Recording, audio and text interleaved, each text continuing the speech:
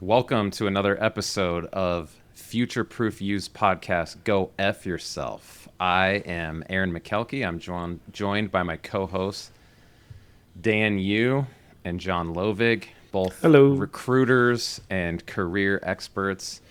Our topic today is one that I actually brought because I didn't understand, and in conversation with my co-hosts, they had some interesting insights, and that is, what does the hiring season look like on the calendar? At the time of recording, we're right in the middle of August 2025, and we're discussing how the hiring pace and just the engagement from hiring and even job seekers is different right now. And we thought, man, that would be a great topic to kind of lay out across the calendar year. What does the hiring season look like? So let's start with the right now season.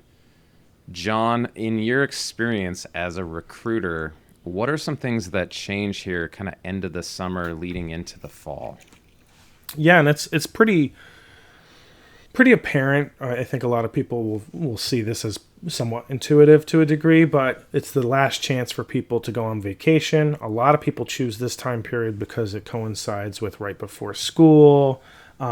If it's more of a staycation, it's more likely nicer, warmer weather where you live, like here in New York. This is a perfect time to go to the beach because it's hot and it's nice to be out on a beach at a beach house. So you tend to see a lot of those vacations happening this time of year. It's also a lot of people will take time off to bring their kids to college, or kids are coming out of camp season and so they're home and people are busy.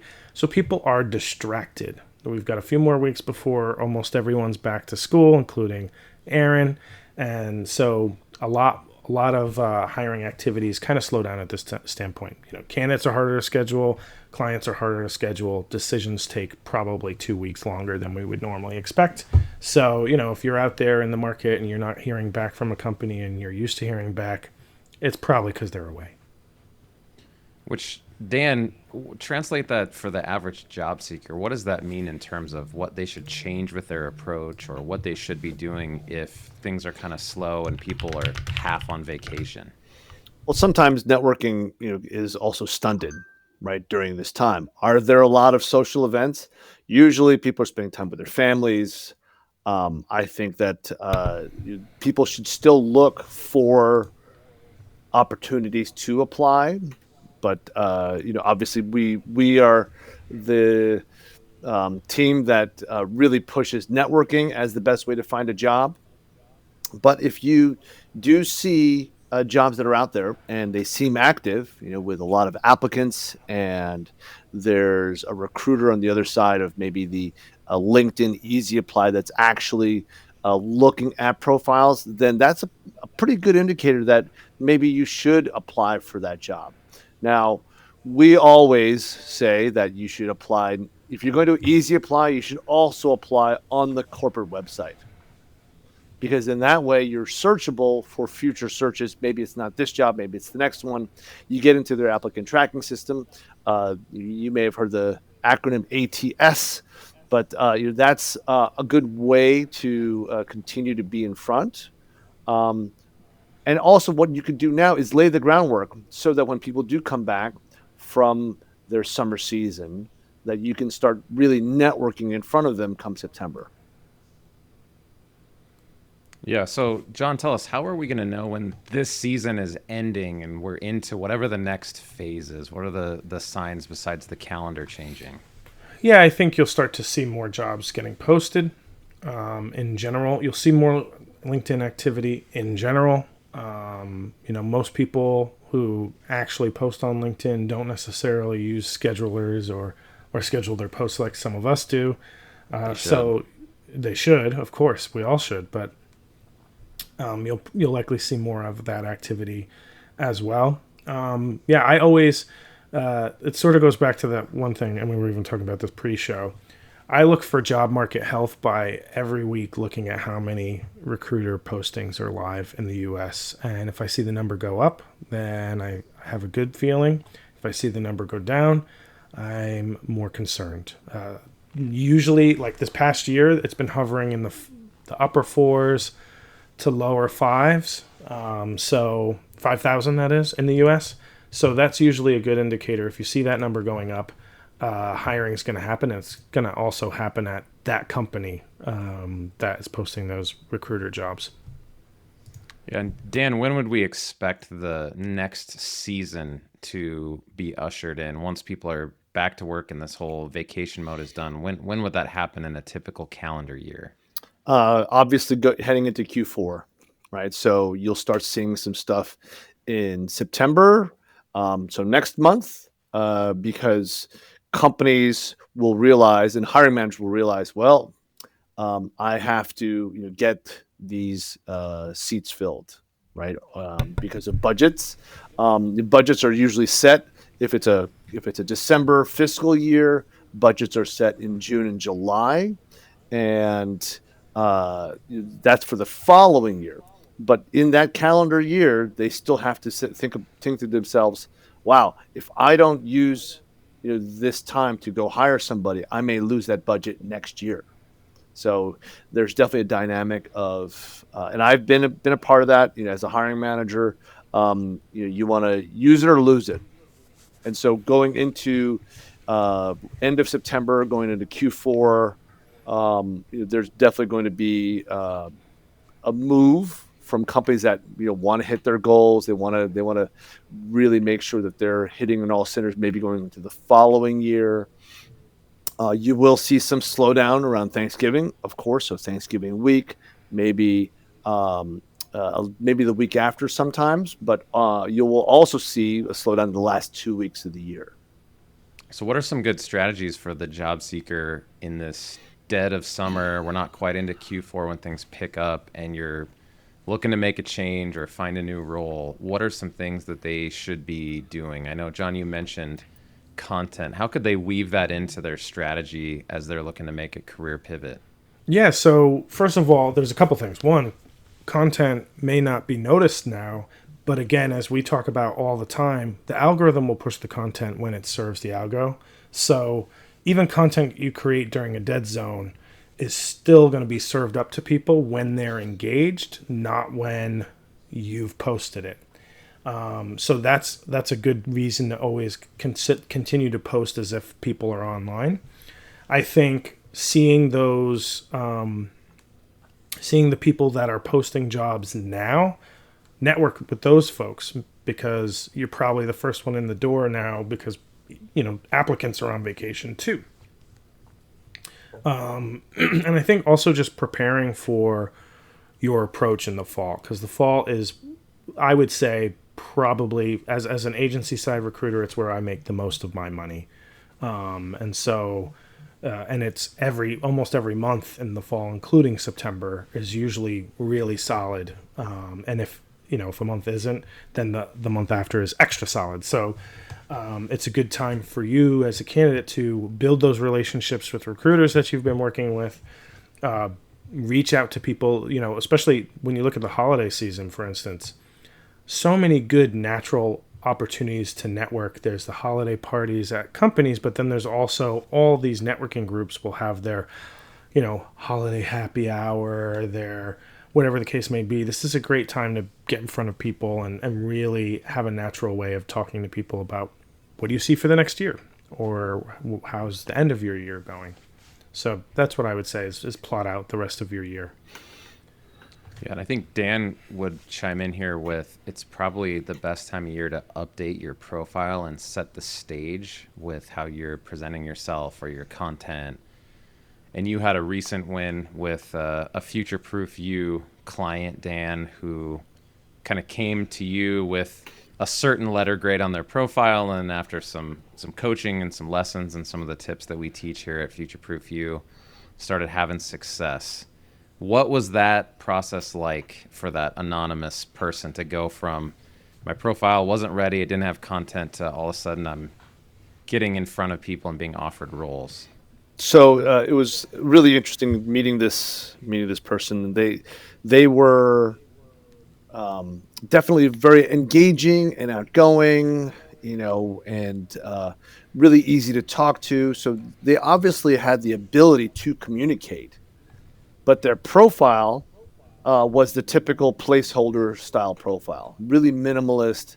It had, for the experience, it only had the job title, company name, and tenure, and the city, and that's it. They had a couple of facts about themselves in the about section. They didn't have a banner photo. Their title was still the previous title and company name from the firm that they had left. And so it was really easy to show them what good looks like, and what is an effective way to optimize your profile so that it can be found. And they started with me June 7th, and they got an offer August 7th. And they said it was a direct result of being more out there, being present in your profile. And also they started posting. They had never really posted ever. And so they started posting a little bit, and it helped them get found.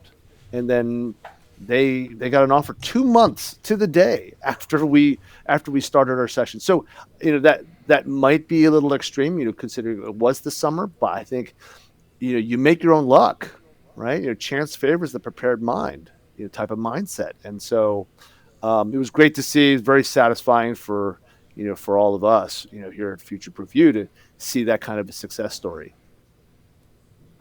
Yeah, and besides, because some of you listeners might think, well, I do have a good profile picture. I post somewhat regularly.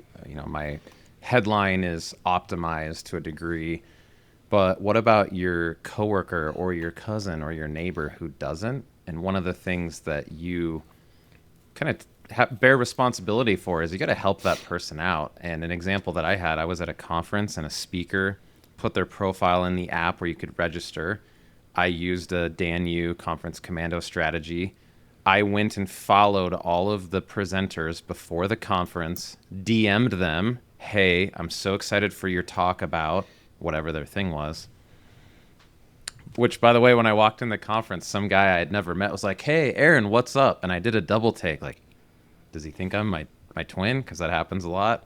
And then I remember, I was like, oh, I followed him on social media and messaged him, and he recognized my face in person. And I bet I was the only one at the conference that did that. Another one on the flip side, I went on their LinkedIn, no picture, no banner. It just had their role, 0 connections. It was an empty profile. And the tragedy was, guess who gave the best presentation at the whole conference? The person with the 0 profile. It's not even an F. If you turn that in school, you just get it sent back and say, Johnny, you didn't even try. Incomplete. Resubmit. Yeah. They gave one of the best presentations I've ever seen at a conference, and definitely the best one at that conference. And they had essentially a blank profile.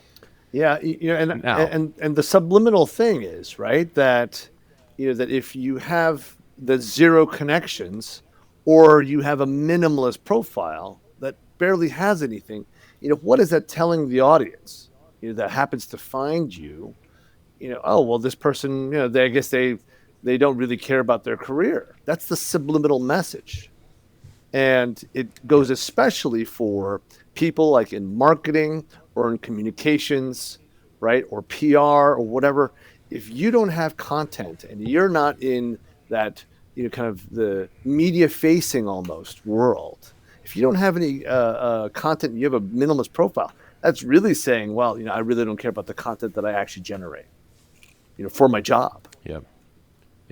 To me, it's the absence of social proof. You go, there's not literally a single human on earth who looked at that and said, oh, I'll follow them.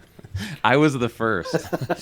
Well, and here's the other interesting phenomena, and I've been, when talking to candidates lately, the shift in the comments that I've been hearing from people is, how did it get this way? I never used to struggle before. I have to do way more to get a job than I ever did before. And so even if this person who's the conference speaker is super talented and top of their class and everything, not having that detail on their profile now could hurt them in the future. And it's something that we don't think about, because if you're getting a job without those means, then you're proving to yourself you don't need it until you do. And then when you do, it's too late because you don't have the social media breadcrumbs to show your experience, and you're starting from scratch when you could just be using your profile to quote unquote read the news. I'm just giving you the news of me. And then when it's time to go, you've already got some pre-networking in. So it's an interesting phenomenon. Aaron, I love your comment, on social proof, right? And it can be a recommendation from a former colleague, but also giving recommendations out is a way to create social proof that you've worked with somebody in a successful situation maybe that wasn't the best organization, but maybe it was a great situation that you had. So having recommendations given out to your former colleagues or your present colleagues, I think is a great way to actually create social proof that you have full control over. Yeah, and if you want to make somebody's day, give them an unsolicited recommendation on LinkedIn. I had a buddy who taught me this before I even knew Dan, and he's like, the next time you're bored, just go on there and give 2 or 3 people recommendations with no expectation of anything in return. Yeah. And you will get a DM like, oh man, thanks so much for that. You didn't have to do that. I really appreciate it. And the other thing I would offer to our listeners, if you are someone you have a tuned up profile, you're ready to get through the slow season and into Q4, but you have a friend, a colleague, even a spouse, and it's awkward to say, your profile sucks, honey. You need to make it more like mine. To make that a little bit easier, just take the download link where we have the 5 tips to spring clean your profile, I believe is what it's called. But we have the 5 tips, and then there's an email for each one to kind of remind you, here's your job today, your little 15-minute homework assignment to get your LinkedIn profile up to snuff, so that you don't have to be the bad guy or gal. Just send them the link and say, hey, this was really helpful. I thought it might help you too. And then you don't have to say, your profile sucks. You should do this. That's great. But great tip. Let's say going into Q4 and things pick up. What does that mean for the job seeker? Let's say it's October of a typical year. They took Dan's advice and got their profile up to date, cleaned up, a relatively recent profile picture, a headline. They've been posting some content. And then they're following John's tip. I see a company hired a recruiter 2 or 3 weeks ago. So I know, doing recruiter math, they're going to be hiring, 1 or 2 dozen roles at least if they brought in an in-house recruiter. 30 to 40 for sure. Yeah, so a couple dozen. What changes in my strategy then that time of calendar year as a job seeker, John? First of all, time kills all deals, as we say in the business. And so you see a new recruiter started a company, that's when you network with them. Oh, congrats on your new role. Best of luck to you. That's it. You send them a note. Congrats. And then afterwards, week 2, week 3, how's it going? Check in, see how they're doing. And then eventually just sort of try and chat with them. Hey, I know you're new there, but I'd love to know if I could maybe have an informational interview. I see you are hiring for this type of skill set. What does your company actually look for in that? And they'll be happy because they get to be talking to someone about their new company before they even really know about it. And you're in front of them proactively before most people are. With the exception of maybe some salespeople. So whenever I start a new role, salespeople attack me like vultures. So it can be challenging. That's why you want to do a soft kind of connect and a little bit of almost like a sequence. I'd also say during this time of year, in the fall and in the holiday season, politeful pestering is important. You need to follow up because it is a busier time for people who are hiring. And it's a busy time with also a social calendar. And here in New York, for instance, the fall also, we have a very large Jewish population. We have a lot of Israeli businesses in New York.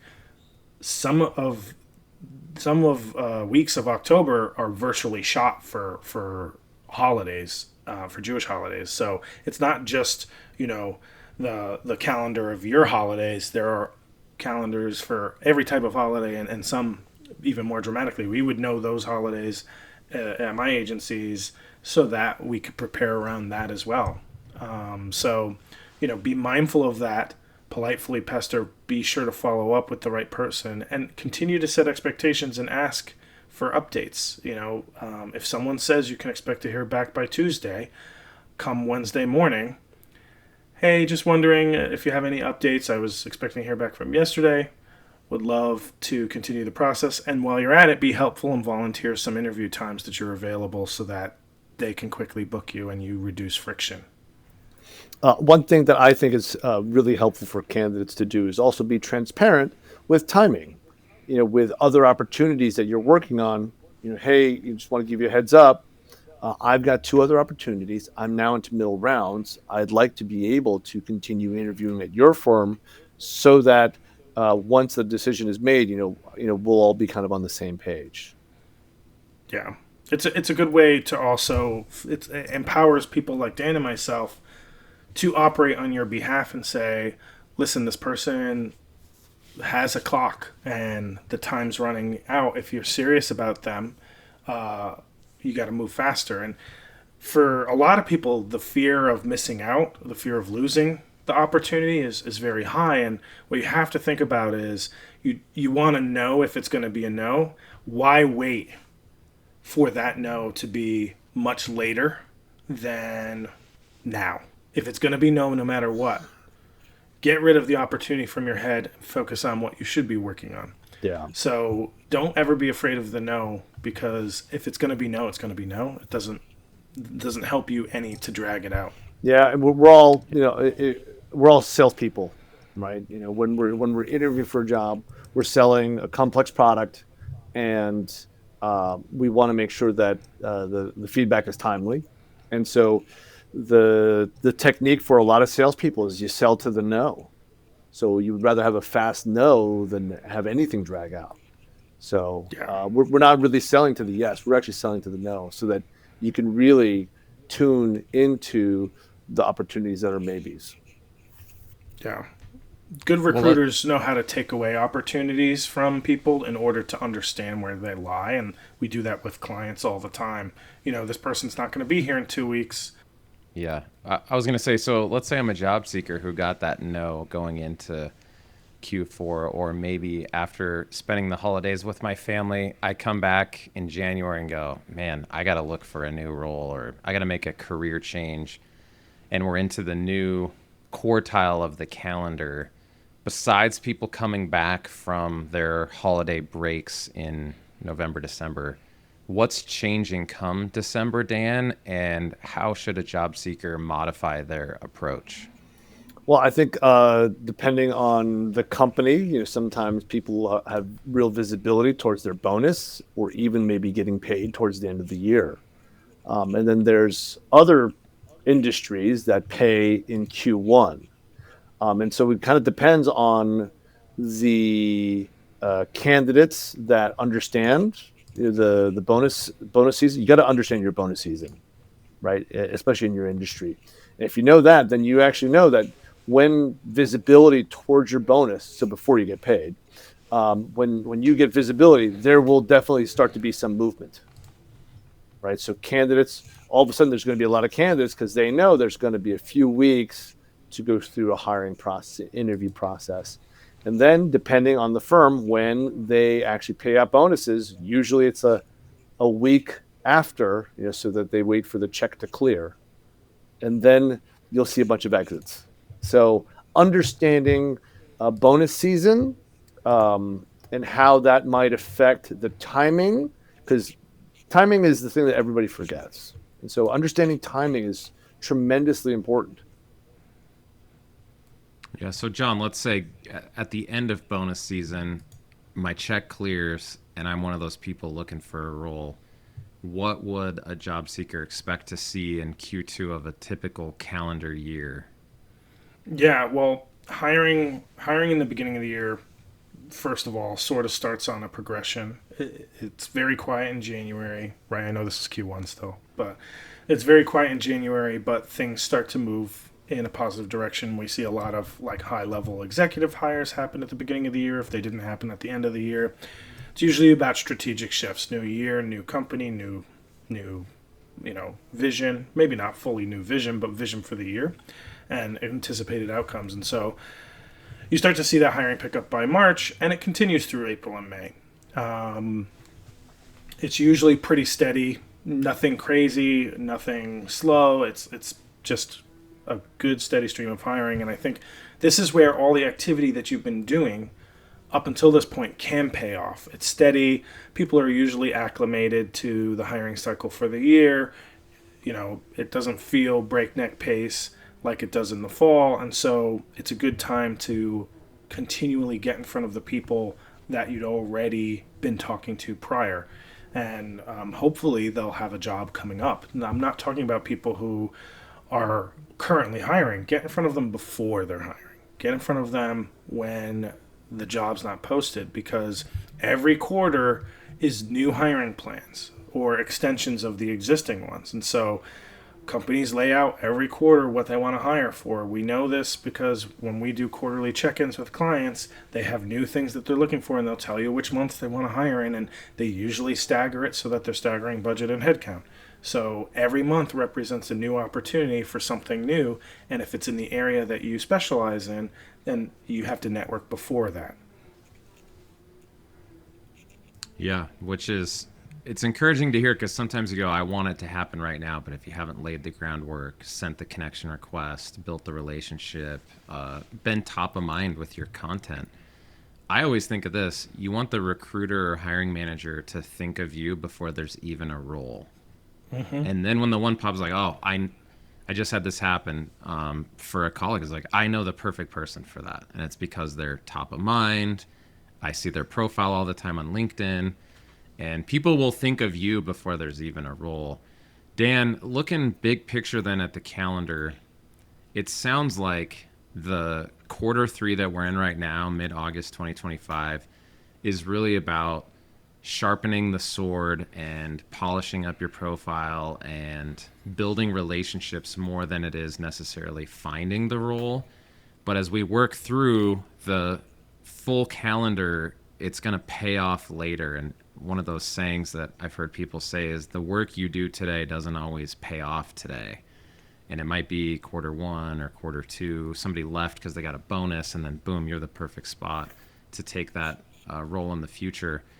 What is your parting message for the job seeker who is maybe frustrated in Q3 and things are slow and people not asking their message? What encouragement would you have to offer them looking at the hiring season as a full calendar year?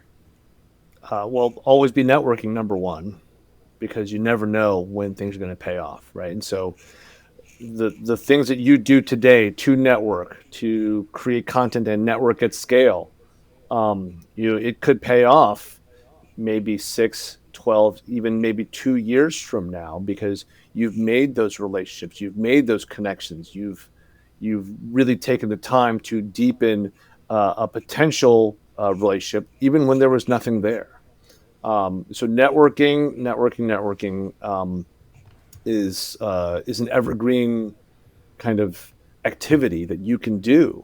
And we always recommend that you should network when you have a job as if you don't have a job, right? So everyone should be networking all the time and working on your career and creating that persona, right? That personal brand that people will get to know you for, and what are the things that most interest you.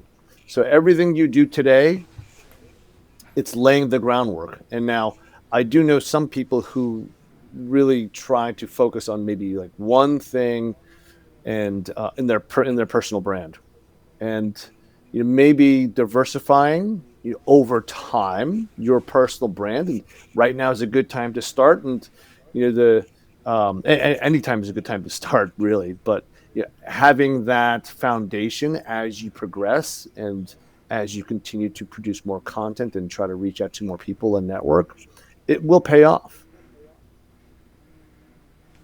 Yeah, absolutely. Well, thank you, listeners, for joining us for this episode of FutureProof You's podcast, Go F Yourself, where we laid out the whole calendar year and the seasons of hiring across the months. I'm your host, Aaron Makelky, joined by my co-host, John Lovig and Dan Yu. If you want more help with a career pivot, getting your profile up to date, learning the ins and outs of interview skills and the hiring process, check out our website, futureproof-you.com, or you can follow our company page, FutureProof U, on LinkedIn. Have a great one. Thanks, everyone. See ya.